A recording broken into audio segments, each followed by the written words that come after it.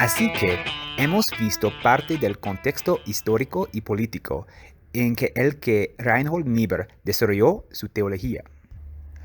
Aquí veremos más de cerca el movimiento teológico llamado realismo cristiano. Y Niebuhr fue el principal promotor del realismo cristiano. Pero muchos otros teólogos y teoréticos políticos de la época se relacionaron con la teología del realismo cristiano. Y esta teología llegó a tener una influencia significativa en las relaciones internacionales y la estrategia política de los Estados Unidos y sus aliados después de la Segunda Guerra Mundial y el surgimiento de la Guerra Fría. ¿Y por qué realismo cristiano? Esencialmente, el realismo cristiano es cristiano en su énfasis en la doctrina cristiana clásica y los motivos bíblicos. Es realista en su rechazo al utopismo y al idealismo ingenuo, por ejemplo, el pacifismo.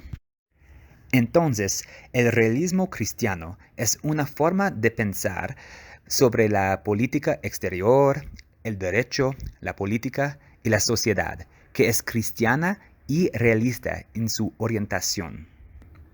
Niebuhr mira de cerca el idealismo del amor y el pacifismo. Él cree que estos son los ideales del reino y la virtud cristiana. Pero también cree que este mundo nunca puede ser el reino de Dios, y creer lo contrario es ingenuo y tonto. El egoísmo siempre llevará a algunos a oprimir a otros. Por lo tanto, nunca podremos tener el ideal del amor dentro de los grupos. Quizás un individuo actuará con amor, pero como grupo siempre actuaremos de manera egoísta. Entonces, un boliviano puede amar a un chileno necesitado, pero siempre pondrá a sus compatriotas antes que a los chilenos en un conflicto. Niebuhr sostiene que no hay ejemplos de clases ricas y poderosas que entreguen voluntariamente su riqueza y poder. Quizás un individuo, pero nunca una clase de personas. También vale la pena señalar que a nivel nacional de los Estados Unidos, por ejemplo, el líder bautista de derechos civiles, Martin Luther King Jr., citaba regularmente a Niebuhr como una influencia en su pensamiento. El tipo de protestas populares por los derechos civiles, como las marchas y las sentadas de resistencia, etc., que Martin Luther King siempre se aseguró que no fueran violentas, estaban arraigados en el pensamiento cristiano de la ley natural. Esto es realismo cristiano. Para Niebuhr, la solución es el realismo cristiano para la prosperidad social. Para él, el objetivo es la justicia, no el amor. Y la justicia es la igualdad de oportunidades para las personas y la eliminación de los privilegios de clase. Él cree que esto traerá una transformación social mejor que cualquier otro método. Y esto puede lidiar mejor con el egoísmo humano. Sí, la revolución puede quitarle el poder a un grupo, pero el nuevo grupo simplemente gobernará con el poder de la misma manera. Los realistas cristianos miran a el libro de Romanos 13 y a los padres de la iglesia como Agustín, que enfatizan la responsabilidad que tienen los líderes políticos en su vocación dada por Dios para proporcionar orden y justicia para la sociedad. Capítulo 13. Sométase toda persona a las autoridades superiores, porque no hay autoridad sino de parte de Dios, y las que hay, por Dios han sido establecidas. De modo que quien se opone a la autoridad, a lo establecido por Dios resiste, y los que resisten acarrean condenación para sí mismos. Entonces, temas de justicia y orden en la vida política son los temas que vemos enfatizados en este movimiento teológico. Y el realismo cristiano es una teología política que se basa en tres presunciones bíblicas: la pecaminosidad de la humanidad, la libertad de la humanidad y la validez y la importancia del gran mandamiento. Los conceptos políticos clave del realismo cristiano son el equilibrio de poder y la responsabilidad política.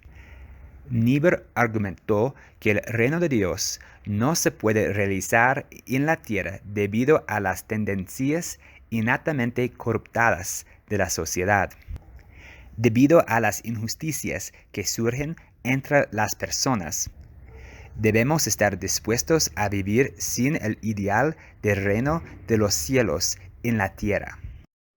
Entonces, con esta teología en mente, aquí hay una cita muy famosa de Niebuhr. La capacidad del hombre para la justicia hace la democracia posible, pero la inclinación del hombre hacia la injusticia hace a la democracia necesaria. Y como nos han escuchado, Niebuhr se convirtió en una voz muy influyente dentro de la sociedad de los Estados Unidos.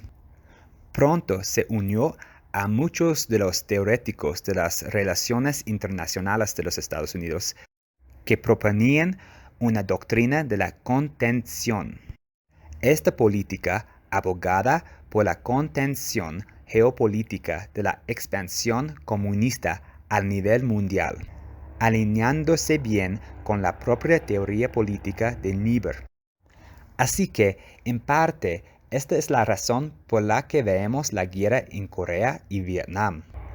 Al comienzo de la Guerra Fría, Niebuhr estaba listo con su visión pesimista de la política de poder que lo llevó a defender que, esencialmente, no había límites a las acciones defensivas que podrían tomarse para defender la civilización democrática occidental.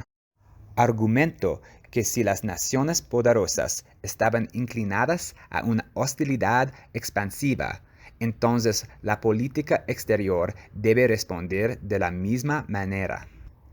Esto incluyó el uso de un disuasivo nuclear a través de la proliferación de armas para contener los males del comunismo y preservar la democracia occidental en todas partes. En opinión de Niebuhr, todas las naciones importantes deben controlarse mutuamente, ejerciendo su poder militar al nivel internacional. Este es el equilibrio de poder que defiende el realismo cristiano. Debemos crear un sistema político que controle a todos, incluso a nosotros mismos. Para concluir, quiero ofrecer una crítica del realismo cristiano por parte del teólogo contemporáneo Stanley Hauerwas. Entonces, aquí hay una foto de Niebuhr en la portada de la revista Time en 1948. Es una revista súper popular en los Estados Unidos. Y el teólogo Stanley Hauerwas, muchas décadas después, también fue invitado a dar las lecciones de Gifford en 2001. Y Hauerwas fue llamado por la revista Time el mejor teólogo de los Estados Unidos. Y me gusta que cuando se preguntó acerca de esto, Hauerwas dijo: lo mejor no es una categoría teológica. Bueno, ahora Hauerwas ha pasado gran parte de su carrera criticando duramente a Niebuhr. Sin embargo, todavía dice que ama a Niebuhr por su apasionada vida cristiana. Pero considera que el realismo cristiano es una profunda traición al cristianismo auténtico. Esto se debe a que siente que se omite la centralidad de la pacificación dentro del Evangelio y el testimonio cristiano. Hauerwas siente que los cristianos siempre deben elegir la no violencia. Eso es pacifismo. Además, Hauerwas siente que Niebuhr ha omitido un relato de la Iglesia y cree que su eclesiología es muy escasa. La Iglesia, argumenta Hauerwas, está destinada a ser un orden social alternativo dentro del mundo. Entonces, mientras Niebuhr dirá que los cristianos deben ser realistas sobre el mundo y asociarse con gobiernos seculares por la justicia, Hauerwas argumentaría que los cristianos deben ser la Iglesia. Pero esto no significa retirarse del mundo. Para Hauerwas, el activismo social cristiano hacia la transformación social se llama testimonio cristiano. El testimonio de una iglesia que vive como una ciudad asentada sobre un monte, o luz para las naciones, que muestra el amor de Dios en acción como iglesia. Para hacer esto, la iglesia no puede asociarse con la sociedad secular por la justicia como le gustaría a Niebuhr. Sin embargo, Niebuhr respondería que Hauerwas es una tontería por no ser realista sobre los humanos, incluidos los de la Iglesia, y la importancia de la justicia sobre el amor. Y es cierto que pide preguntarse si el cristianismo global es realmente capaz de asociarse con el poder secular para hacer frente a lo que han considerado males globales. ¿Cuán estrechamente pueden la Iglesia y el Estado entrelazar su misión? Quizás más concretamente, según la propia lógica de Niebuhr.